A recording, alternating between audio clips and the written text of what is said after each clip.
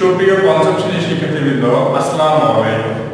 আশা করি সবাই ভালো আছেন, সুস্থ আছেন এবং নিরাপদ আছেন। আলহামদুলিল্লাহ, আমিও ভালো আছি। বনশ্রী ন্যাশনাল আইডিয়াল স্কুল কর্তৃক আয়োজিত বিএনআইএস হোম স্কুলে আপনাদের স্বাগত জানাচ্ছি। আমি মোহাম্মদ সুলাইমান হোসেন। সুপ্রিয় শিক্ষার্থীবৃন্দ, আজ আমরা আপনাদের সাথে যে বিষয় নিয়ে আলোচনা করব সেটা হলো পঞ্চম শ্রেণীর বাংলা, এবং আজকে আমাদের আলোচ্য বিষয় হলো শখের মৃৎশিল্প। এই গল্পটা পৃষ্ঠা 36 থেকে 37। কারণ এই শখের মৃৎশিল্পের উপর এর আগে আজকে 24 নম্বর ক্লাস, 24 নম্বর ক্লাসের আগে একটা ক্লাস ছিল 23 নম্বর ক্লাস। সেই 23 নম্বর ক্লাসটা ছিল এই শখের মৃৎশিল্পের বাকি 34 আর 35 পৃষ্ঠা। আজকে শেষের অংশটুকু 34 আর 37 পৃষ্ঠা আমি এতটুকু পড়ি আপনাদেরকে পাঠ বিশ্লেষণ করে বুঝিয়ে দেব। তাই শুনবে সেখানে কিন্তু চলেন আমরা আমাদের বইয়ে যাই। আপনারা সবাই আপনাদের পাঠ্য বই খুলে বইয়ের 36 পৃষ্ঠা বের করেন। আমি আজকে 36 আর 37 পৃষ্ঠা এই দুই পৃষ্ঠা নিয়ে আপনাদের সাথে আলোচনা করব, দুই পৃষ্ঠা পড়ে আপনাদেরকে বুঝিয়ে দেব। যেহেতু গল্পটা এর আগে পড়া হয়েছে সেহেতু আপনারা জানেন যে এই গল্পে চারটি চরিত্রের কথা বলা হয়েছে। গল্পটা যে বর্ণনা করেছে তার কথা, আর তার মামাতো বোন বৃষ্টি, সোহানা এবং তার ভাই তাহিন, এই চারজন তাদের মামার সাথে একটা মেলাতে গিয়েছে এবং সেখানে সেই মেলার বিষয়টা এখানে বর্ণনা করা হয়েছে। দেখেন বলছে, আবার এই কাজের জন্য প্রয়োজন কিছু ছোটখাটো যন্ত্রপাতির সরঞ্জাম। বলছে যে এই যে মাটির যে জিনিসপত্রগুলো তৈরি করে, এগুলো তৈরি করার জন্য কিছু যন্ত্রপাতি, যন্ত্র মানে সহায়ক, যেগুলো সহায়তা আমরা কোনো কিছু তৈরি করি, এই সরঞ্জামগুলো কিছু কিছু প্রয়োজন হয়, তাই না? যেমন কি আমরা অনেক জিনিস তৈরি করতে গেলে একটা জিনিস তৈরি করতে আমাদের আরেকটা যন্ত্র লাগে। সবকিছুর আগে যেটা দরকার তা হলো একটা কাঠের চাকা। বলছে এটা তৈরি করতে গেলে সবকিছু আগে যেটা দরকার সেটা হলো চাকা, গোলাকার একটা চাকা।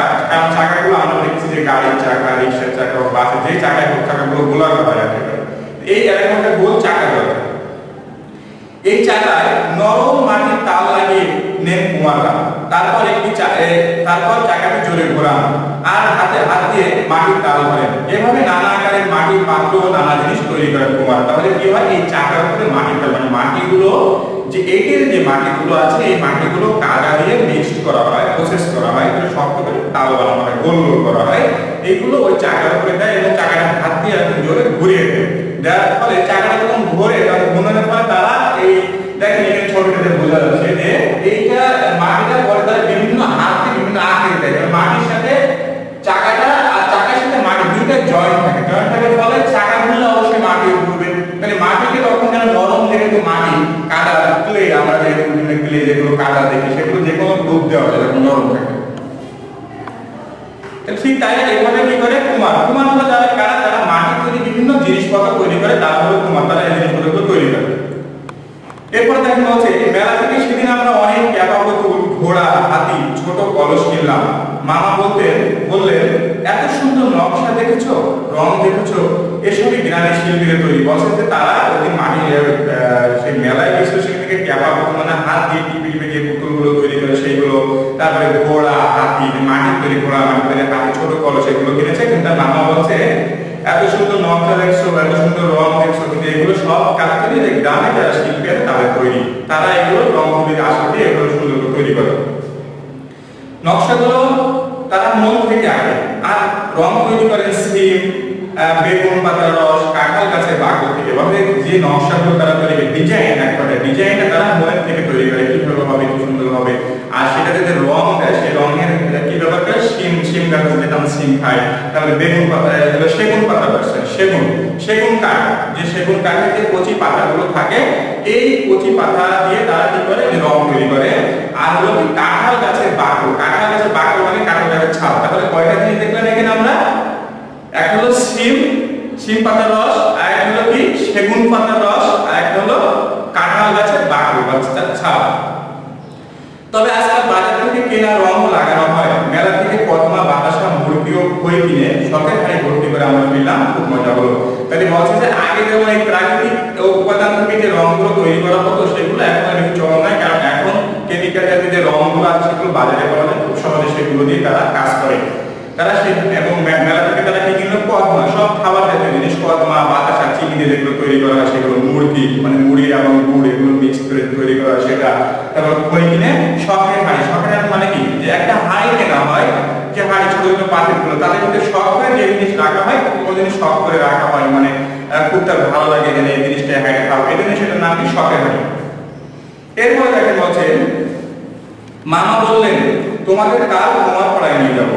পরদিন আমরা দেখতে গেলাম কুমারপাড়া। মামা বললো কি কাল আমাদের কুমারপাড়া, কুমার মানে কি যেখানে মাটি তৈরি জিনিসপত্র তৈরি হয় সেই পাহাড়টাকে নিয়ে যাবে। পরের দিন সেখানে গেল। আনন্দপুর গ্রামের উত্তর দিকে 8-10 ঘর বসত বাড়ি, এই নিয়ে কুমারপাড়া। এখানে সবাই ব্যস্ত, কেউ মাটির তাল চাক করে সাজিয়ে রাখছেন, কেউ বা কাঠের চাকায় মাটি লাগিয়ে নানা আকারের পাত্র বানাচ্ছেন, কেউ বা এগুলো সারি সারি করে শুকোতে দিচ্ছেন রোদে। পাশেই রয়েছে মাটির জিনিস পোড়ানোর চুলা, উঁচু ছোট ঢিবি মতো চুলা, মাটির পোড়া গন্ধ পাচ্ছে। বছর এরপর তারা কুমারপাড়ায় গেল। কুমারপাড়া যে বলেন বয়োবৃদ্ধ বলেন, যুবক বলেন, তারপর নারী বলেন, শিশু বলেন, তাদের যে ব্যস্ততা সেই ব্যস্ততার কথা তারা সেখানে বর্ণনা করছে। যে সেখানে যাওয়ার পর দেখছে কেউ কাজ করছে, মানে মাটির টাল পাকাচ্ছে, কেউ চাকা ঘোরাচ্ছে, কেউ জিনিসপত্রগুলো তৈরি করছে, কেউ ওইটা এক জায়গায় নিয়ে যেয়ে রাখছে, কেউ আবার পোড়ানোর জন্য চুলার কাছে নিয়ে যাচ্ছে, কেউ পোড়াচ্ছে। ঠিক এই যে কাজের ব্যস্ততা সেগুলোর কথা বলছে এবং মাটিতে পুড়লে তারা একটা সুন্দর ঘ্রাণ করে গন্ধ করে সেটাও তারা কি করছে পাচ্ছে। আর ধোয়া বেরোচ্ছে, মানে ওই যে মাটির তৈরি জিনিসগুলোকে পোড়ানোর জন্য চুল্লি বা চুলায় যে দেওয়া হয় সেখানে আগুন দেওয়ার ফলে অবশ্যই সেটা জ্বললে ধোয়া বের হবে, তারপর আপনার গন্ধ বের হবে, এগুলো বের হচ্ছে। ছোট ছোট ছেলে মেয়েরাও এই কাজ করছে। মামা বললেন হাড়ি বলছি ছড়া আমাদের দেশে এক সময় সুন্দর পোড়ামাটির ফলকের কাজ হতো। এর অন্য নাম টেরাকোটা। দেখেন টেরা শব্দ অর্থ হলো মাটি আর কোটা শব্দ অর্থ হলো পোড়ানো। এই যে মাটির তৈরি যে পোড়ানো জিনিসগুলো মাটি দিয়ে তৈরি করে বিভিন্ন ডিজাইন, মনে করেন যে লতা পাতার ডিজাইন, ফুল পাখির ডিজাইন, বিভিন্ন প্রাকৃতিক নিদর্শনের ডিজাইন, এগুলো তৈরি করে ছোট ছোট করে তৈরি করে এবং একটার পাশে আরেকটা কি করে সাজিয়ে একটা পূর্ণ অবয়ব করা যায়। কারা? এই কুমাররা।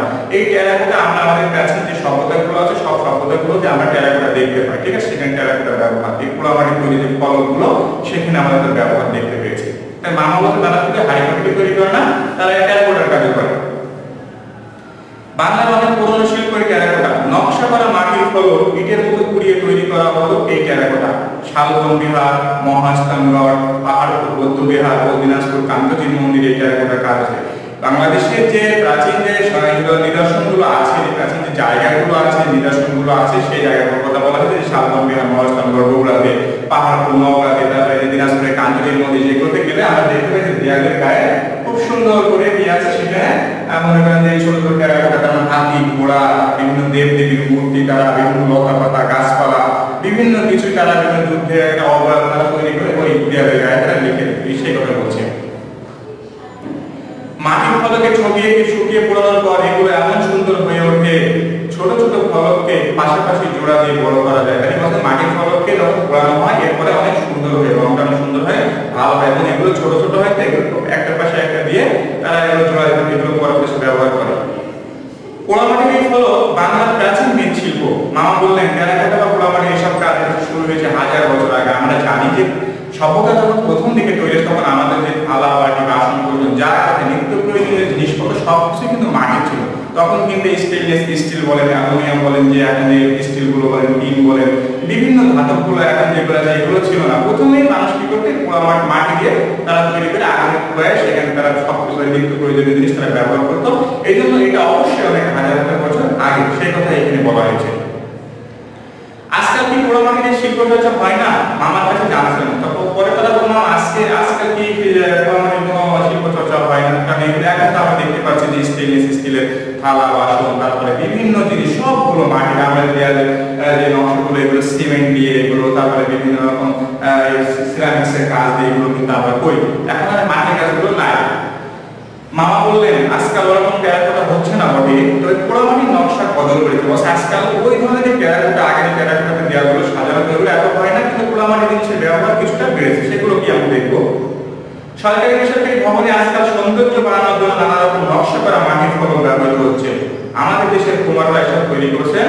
বললাম আমরা এসব পোড়ামাটির কাজ দেখতে চাই। তখন মামা বলবো যে আমাদের দেশের সরকারি বেসরকারি যে অফিস আদালতগুলো আছে এগুলোতে এখন অনেকেই কি করা হয়, এই পোড়ামাটির এই ফলকগুলো দিয়ে সেখানে কাজ করা হয় এবং সৌন্দর্য বাড়ানো হয়, নকশা ডিজাইন সুন্দর করে সেখানে সেটা সৌন্দর্য ফুটে তোলে, এগুলো ব্যবহার করা হয়। কিন্তু আমাদের দেশের কুমাররা কি করে, এগুলো তৈরি করে। কুমার মানে কি যারা মাটির তৈরি জিনিসপত্র করে তারাই কিন্তু এই জিনিসগুলো তৈরি করে। তখন তারা বললো যে আমরা এই পোড়ামাটির কাজ দেখতে চাই। তখন মামা কি বললো, মামা বললেন সুযোগ ছিল মতো একসময় তোমাদের শালবন বিহারে নিয়ে যাবো। তখন তারা কি বলবো, আমরা বলবো তোমাদের শালবন বিহার, এই শালবন বিহারে তোমাদেরকে আমি একদিন নিয়ে যাব, সেখানে নিয়ে তোমাদের প্রামাণিক ফলকে এই কাজগুলো আমরা দেখাবো। তাহলে সকল শিক্ষার্থীবৃন্দ, আমরা এতটুকু বুঝলাম যে আমাদের দেশে যে পোড়ামাটির শিল্পের যে একসময় কদর ছিল এবং পোড়ামাটির শিল্প যে অনেক পুরাতন এবং প্রাচীন শিল্প, সেটা কিন্তু আমাদের এই গল্পটার মাধ্যমে আমাদের এই আধুনিক সমাজে যারা আছে তাদের কাছে ফুটে তোলা হয়েছে। কারণ আমরা এখন অনেকেই জানি না যে আসলে মাটি কুড়িয়ে এগুলো তৈরি করা হয়, সেগুলো খাবার খাইতাম কিভাবে, সেগুলো বাসন কোসন যে ব্যবহার করতাম, সেগুলো আমরা নকশার কাজে ব্যবহার করতাম, সৌন্দর্য বর্ধনের কাজে ব্যবহার করতাম। এখন আমাদের আধুনিক যুগের বাচ্চারা অনেকেই জানে না। এই জন্যই আমাদের এই গল্পের মাধ্যমে আমাদের এই শখের যে মৃৎশিল্প, এই গল্পের মাধ্যমে আমাদের দেশের পোড়ামাটি বা আমাদের দেশের প্রাচীন শিল্প মৃৎশিল্পটা তাদের কত গৌরব ছিল, ঐতিহ্য ছিল, সেটাই কিন্তু আমাদের এই গল্পে ফুটে তোলা হয়েছে। সুপ্রিয় শিক্ষার্থীবৃন্দ, আশা করি আপনারা বুঝতে পেরেছেন। তা এই গল্পটা আপনারা আরো ভালো করে পড়ার জন্য অবশ্যই আপনারা এই গল্পটা কয়েকবার পড়বেন, পড়লে আপনারা নিজেরাই বুঝতে পারবেন এবং এখানে যে শব্দার্থগুলো আছে এই শব্দার্থগুলো আপনারা ভালো করে, যেমন আমি এখানে একটু বললাম টেরাকোটা, এই টেরাকোটা শব্দ অর্থ হলো কি, টেরা অর্থ হলো মাটি আর কোটা অর্থ হলো পুরানো। তাহলে মাটির তৈরি পুরানো যে জিনিসপত্রগুলো আছে সেগুলোকে টেরাকোটা বলে। মৃৎশিল্প মানে মাটির শিল্প, মৃৎশিল্প মাটি দিয়ে যে শিল্পগুলো তৈরি করা সেগুলো মৃৎশিল্প। আর শখের হাড়ি, এই হাড়িতে যদি কোনো কিছু, যে হাড়িতে শখ করে কোনো কিছু রাখা হয়, মানে সে হাড়িটার পছন্দ, সেই পছন্দ জিনিসগুলো রাখছে, সেটা হলো শখের হাড়ি। তো এই ধরনের শব্দার্থগুলো আছে, আপনারা শব্দার্থগুলো পড়বেন আর এই গল্পটা আপনারা খুব ভালোভাবে পড়বেন, তাহলে আপনাদের আমাদের দেশের প্রাচীন যে শিল্প আছে মৃৎশিল্প, এই মৃৎশিল্প সম্পর্কে আপনাদের সুস্পষ্ট ধারণা পাবেন। সুপ্রিয় শিক্ষার্থীবৃন্দ, আজ আর নয়, আপনারা এই গল্পটা অবশ্যই ভালো করে পড়বেন এবং এই গল্পটা বোঝার চেষ্টা করবেন। সুপ্রিয় শিক্ষার্থীবৃন্দ, সেই পর্যন্ত সবাই ভালো থাকবেন, সুস্থ থাকবেন, এই প্রত্যাশায় আজকের মতন এখানে শেষ করছি। আল্লাহ।